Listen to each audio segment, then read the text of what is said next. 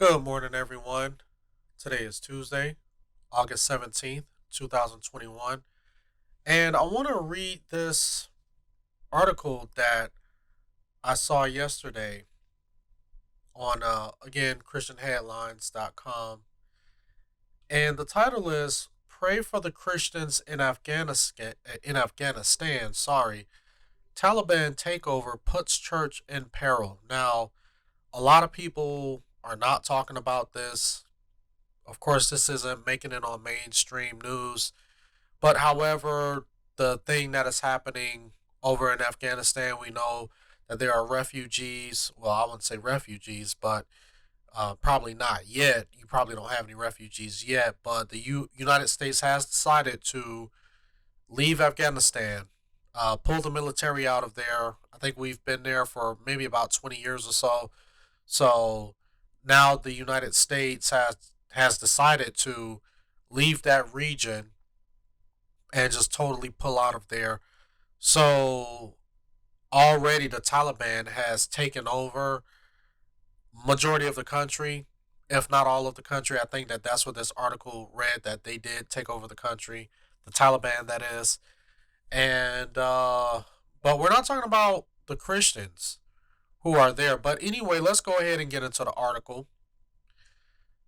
It reads a prominent faith-based organization is urging Christians to pray for Afghan believers who face an uncertain future and possible persecution in the face of the Taliban's takeover of the country.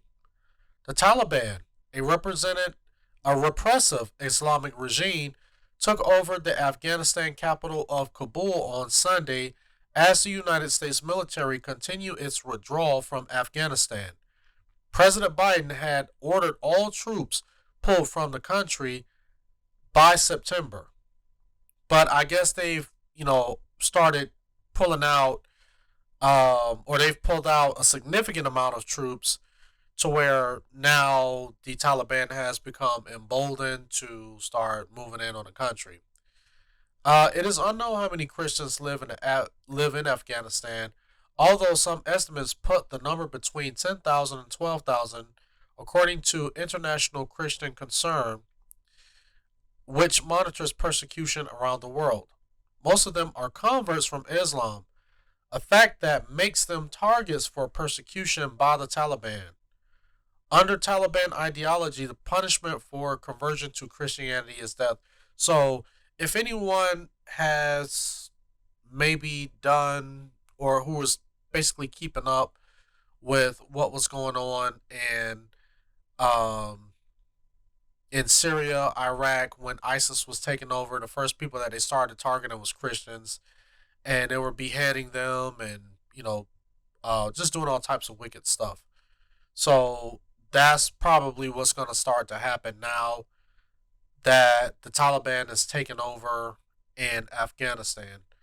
We encourage you to pray that Christians would not be overcome by fear, ICC said. World Magazine's Mindy Belts reported that House Church Network leaders in Afghanistan, quote, received letters from the Taliban, quote, warning them that they know where they are and what they are doing. So the missionaries that's over there, people who are starting home churches that are over there, they are going to start targeting those people as well. So it's not just those who have converted, but most likely the missionaries who are there. And they may, if they're not from Afghanistan, let's just say if you got some missionaries who are from the United States, they may be they may have to move. They may be persecuted. Let me see. Similarly, the ICC spoke to a Christian in Afghanistan who said he knew of a Christian friend who had received a letter from the Taliban saying that they would take his house. And we did see that when ISIS had taken over Syria and Iraq.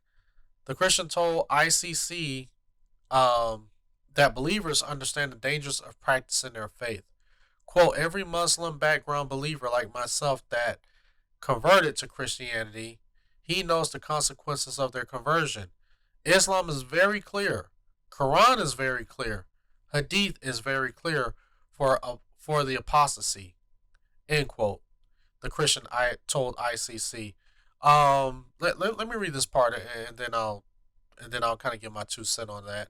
They give 3 days. After that, and if they don't repent, there is no mercy for those people.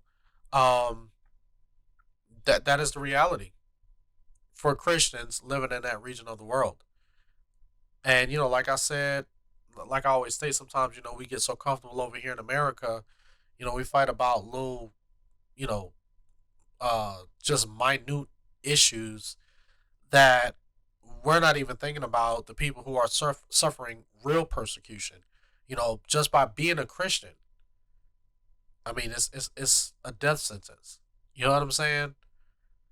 Christians often quote must flee Afghanistan or risk being killed. ICC reported. So these are people who's going to have to pack it up and move somewhere else because when the Taliban has already taken over, we already know that they're going to start targeting Christians first.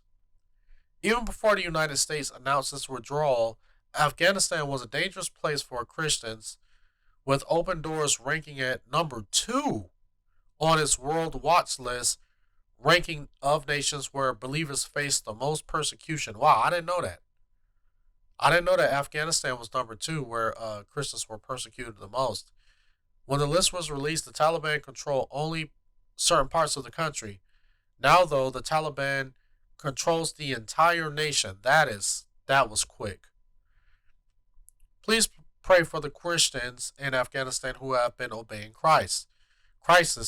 Great Commission, out of love for the lost people in Afghanistan. Brian Wright, president of Sindh Relief of the Southern Baptist Convention, tweeted, "It doesn't sound like our government has remembered them. Let's at least pray for their strength and courage as they give their lives for Jesus." And this is his tweet.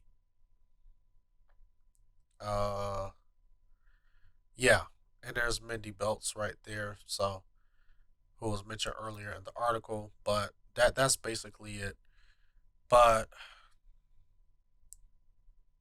I mean, and like I said, a lot of times, we can get so comfortable here in America with our electronics, our YouTube videos, and a lot of times we just don't realize how some people in other countries are suffering just to wear the title Christian, just to be a Christ follower.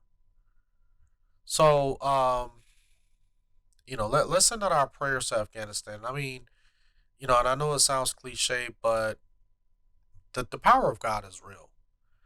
And I know that sometimes, we think that there needs to be more that can be done, but um, we need to send out our prayers to Afghanistan. And also, if you guys can, go to Open Doors, opendoors.com. I periodically give money to them to help those who are Christians who are persecuted around the world. And they are a ministry who do have plenty of people that are working in some of these dangerous countries to help spread the gospel to a lot of people who are lost. And they also help get food and clothing to people who are less fortunate in those regions. So if you would go ahead and visit Open Doors right now, see where they need help, and just donate them. Any little bit helps. $20, $10. If you can spare it, $100 or even more. Um, those things are greatly appreciated, and they're not paying me to say this. I'm just saying this, just you know, just on my own video, um, my own merit. But anyway, guys, let me know what you guys think in the comment section below. Right? Do you think that maybe this story is being blown out of proportion? That it may not be that bad for Christians in Afghanistan? Maybe this article has it wrong, or do you believe that these Christians in Afghanistan are really going to start facing some pretty hard times? But anyway, whatever you think, let me know in the comment section below. And as always, like this video, rate it, share it, subscribe, hit that notifications bell if you guys haven't done that yet, so you guys can see all of my videos as soon as I post them. Catch my live streams. You guys know I've been doing my live streams. Kind of started that back up on a regular, and a lot of the playbacks are for members only. So if you're not a member and you do want to catch the live streams early, as soon as I go live, hit that notifications bell so you'll be able to see the live stream in its entirety instead of waiting for me to post clips the next day or further on in the week. But anyway, as always, you guys have a blessed day and enjoy your morning.